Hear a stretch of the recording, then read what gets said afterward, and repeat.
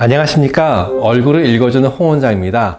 오늘은 스킨 부스터 조심하세요 편을 찍도록 하겠습니다. 화장품을 얼굴에 주사를 맞는다고 언뜻 보면 이상한데 실제로 많이 이루어진 간 큰 시술입니다. 대표적으로는 샤넬 주사인데 그 외에도 많은 엑소솜 주사, 무슨 주사 정말 많습니다. 제가 학회 활동도 많이 하고 업체도 많이 하고 있고 여기에 연관된 스폰을 받는 의사 다 지인들이고 제약업체들이고 다 아는 사람들이라서 좀 고민하다가 그래도 순한 맛으로 말씀을 드려야겠다고 생각해서 오늘 영상을 찍게 되겠습니다. 속칭 스킨 부스터라는 것인데 이름은 좋습니다. 스킨, 피부에 부스터, 뭔가 날개를 달아준다고 그런 애매모호한 범주에 들어가는 수많은 것들이 있습니다. 이 많은 것들 중에서 정말 주사를 줄 수 있는 의약품으로 승인한 것은 리쥬란과 주베룩 딱 두 개뿐입니다. 나머지는 화장품, 기능성 화장품으로 승인한 것이고 인체에 주사를 하면 안 됩니다. 그런데 주사라고 이름을 붙이고 광고하는 병원들이 많아요. 샤넬 주사, 엑소솜 주사 등등 말이에요. 원래는 안 되는 것인데요.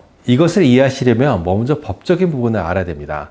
화장품은 용제, 유효성분, 방부제 등이 들어갑니다. 기능성 화장품은 유효성분이 세포실험이나 동물실험 등에서 효과가 살짝 논문으로 입증됐다는 것이 있으면 화장품으로 광고를 할 수가 있습니다. 다 오해하시면 안 되는데 그 화장품 자체가 실제 인체에 발라서 효과가 있다는 것을 증명할 필요는 없습니다. 발라서 문제를 일으키지 않는다는 것만 확인하면 돼요. 그냥 어디 논문에서 효과가 있을 가능성이 좀 있더라 이 정도면 충분합니다. 그러면 광고를 할 수가 있고 효과를 증명할 필요는 없어요. 하지만 주사를 할 수 있는 의약품은 엄격히 다른 법에서 규제하며 주사했을 때 문제가 되고 사고가 나면 안 되기 때문에 그래요. 화장품에 들어가는 방부제 같은 것은 아예 쓰면 안 되고 같은 원료라도 등급 자체가 다릅니다. 불순물이 있으면 안 되니까요. 피부에 바르는 화장품은 유효 성분이 존재하기만 하면 되지 순도는 그다지 높일 필요는 없습니다. 불순물도 어느 정도 허용됩니다. 다만 피부에 문제를 일으키지 않으면 돼요. 그래서 같은 원료가 들어간다 하더라도 제조 단가가 의약품이 훨씬 더 높습니다. 병원에 비싸게 들어와요. 가장 큰 차이는 주사 의약품은 실제 인체에 투여했을 때 실제 효과가 있는 것이 증명이 되어야 한다는 것입니다. 효과가 자신 있으면 원료 등급도 올리고 순도도 높이고 주사할 수 있는 의약품을 가서 리쥬란, 주베룩 같이 제대로 가격을 받는 의약품이 되는데 효과가 대개는 그렇게 크지 않거든요. 대개 세포 실험에서 뭐를 줬더니 뭐가 나와서 뭐가 좋을 가능성이 조금 있더라 이런 논문은 수두룩빽빽합니다. 실제로 실용 단계에서는 거의 실현이 되지 않아요. 하지만 기능성 화장품에서는 그런 것만 있어도 광고는 가능합니다. 그래서 의약품으로 승인받을 자신은 없으니 화장품 단계에 머무는 겁니다. 일반 대중을 타겟으로 의약품으로 오해하게끔 마케팅을 하는 겁니다. 키닥트를 세우고 홍보도 하고 그러면서요. 그런 병원 입장에서는 어떨까요? 샤넬 주사, 이거 화장품인데 주사로 승인받지 않았다는 거 몰랐을까요? 당연히 알았죠.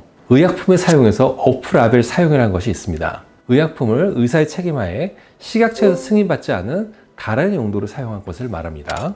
대표적으로 멜스몬 라이넥 같은 태반 주사, 간 질환 치료에 승인받았지만 항노화 치료에 쓴다든지 한때 유명했던 지방분해 주사 등이 있습니다. 그렇지만 이것은 의약품을 의약품처럼 사용한 것이라서 문제가 없습니다.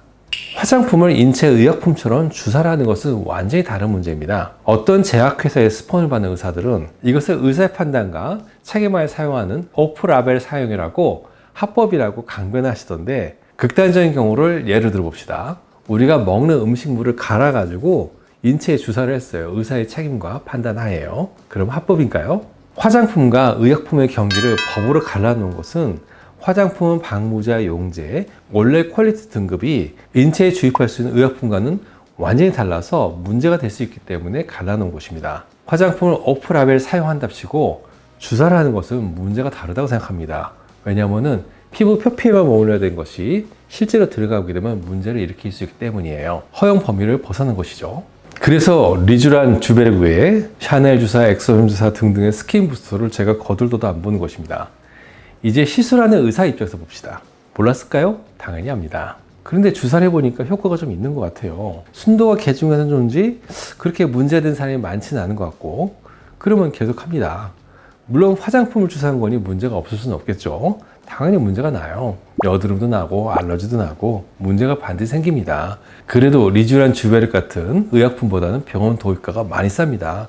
고객에게는 비싸게 받았어요. 그러면 약도 주사도 주면서 서비스도 해주고 네 체질이 그런 거다. 달래도 가면서 여태까지 끌고 온 것 같습니다. 그런데 이제 사람들이 눈치 좀 챌 것 같아요. 잘못해서 보건소에 고발도 들어가면 좀 문제도 될 것 같고, 약삭 빠른 사람은 돈을 요구한다는 얘기도 있는 것 같아서 불안합니다. 그러면 이제 화장품을 원래 용법대로 발라도 봅니다.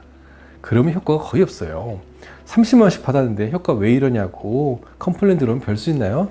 계속 주사해야죠. 문제의 소지를 계속 끌고 가면서요. 이런 스킨 부스터 화장품에서 기대한 효과는 뭘까요? 가벼운 미백, 탄력, 보습입니다. 저는 이런 효과를 레이저로 다 내기 때문에 관심도 없고 도입하지도 않습니다. 그렇지만 일반 병원에서는 저처럼 고가의 레이저를 사면 투자비가 워낙 많이 들잖아요. 이런 스킨 부스를 사면 그냥 앰플 받아서 그냥 까서 주사주면 돼요. 장비를 살 필요가 없습니다. 그리고 남으면 반품하면 돼요. 병원에서 손해볼 게 전혀 없거든요. 그래서 이 시장이 계속 확대가 되는 것 같습니다. 예전에는 줄기세포 앰플이 한참 유행했었어요. 지금은 많이 정리가 됐죠. 이게 뭐냐면 줄기세포를 배양하게 되면 계속 용액을 체인지해 주기 때문에 거기서 액체가 나옵니다. 폐기물이에요. 그것을 싸게 사다가 화장품을 만든 것이죠.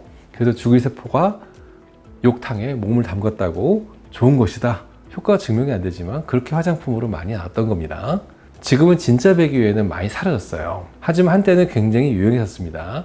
다 영세업체들이에요. 그래서 제가 그때는 별말을 하지 않았는데 스킨부스터 시장이 점점 확대가 되니까 요새는 스킨부스터 시장에 메이저 제약업체들이 뛰어들고 있어요. 그냥 자신 있으면 의약품으로 가면 될 것을 효과가 애매하니까 그냥 스킨부스터 화장품으로 남겨요. 제가 그런 점이 좀 마음에 걸려서 이번 영상을 기록하게 되었습니다. 이런 스킨부스터 화장품 쓸 때 합법적인 피부 침투 기술은 뭘까요? 일반 갈바닉도 있는데 효과가 별로 없고요. 최시형 LDM, 유셀 같은 장비를 쓰면 피부 흡수율을 많이 올릴 수가 있습니다. 그리고 가장 흔히 쓰는 기술은 피부에 구멍을 뚫어주는 것이에요.